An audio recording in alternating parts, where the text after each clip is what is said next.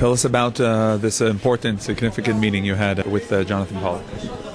Well, this is not my first visit. I met with him many years ago in prison and wanted to do it for a long time, but we felt it was especially propitious after our meeting with the Vice President, and we went, the chairman of the conference and myself, to see him.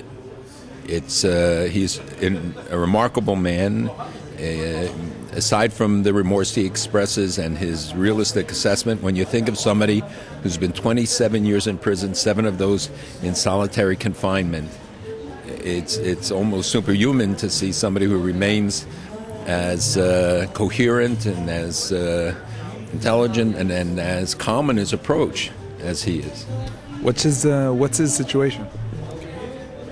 Look, he's in a prison. He has serious medical challenges. They are maybe not imminently life-threatening, but potentially life-threatening. And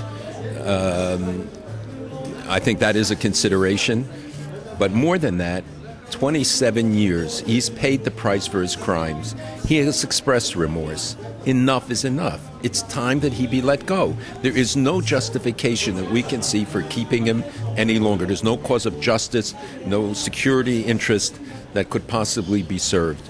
We know that there remains opposition among some of the security agents. We hope that justice will be served and that he will be let go to rebuild his life. He has no interest in political involvement. I think he wants to simply go with his wife and build a life. And as he said, he wants to be a contributing citizen. Where? In Israel. Now, how is he keeping up to date? How much is he up to date regarding all the things that's going on around his case? How he does it, I don't know, but he is remarkably up to date, though he doesn't have access directly to newspapers, as I understood, but they obviously get information, and he was very current. Now, what could you tell us about the Vice President, about Biden? There was a whole controversial issue regarding his statements. Where's that holding? Any progress about that? Well, the Vice President made statements, some of which are disputed, what he said actually, but he has been very clear in his opposition to the release of Pollard.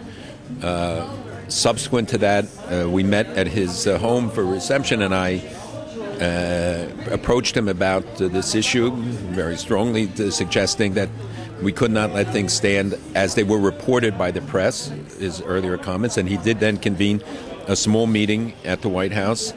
It was a very meaningful exchange. We spoke for over an hour with a small group, and I can't disclose what was discussed because that was one of the conditions. But we made our points. He explained his position. He was well informed at the meeting. And I hope that with all the processes that go on, that they will come to the right conclusion. Are there any thoughts of a possibility that really towards the elections, when it's really good for President Obama, something else will happen?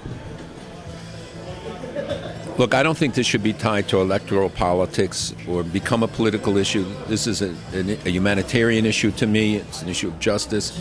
It should be not tied to developments in the Middle East necessarily. It should be stand on its own right, and the right thing should be done. Everybody thinks that in the last year of a president's office or before a presidential election, that action will be taken. I don't know that that is the case. I have approached many presidents about this. I thought I had understanding with President Clinton. I had spoken to President Bush, who was very adamant about this, Bush too, against the release of Pollard. But consistently, most of the agencies who have to pass on it have been opposed to it. I hope now that that may be different, and I hope that for the right reasons, not for political reasons. Would it help a president in the Jewish community? Yes. I mean, I think it would be helpful, but it's not a determinant issue, as no issue is determinant on how people vote or what they do. Though I think it should be separated from politics and should stand on its own merits.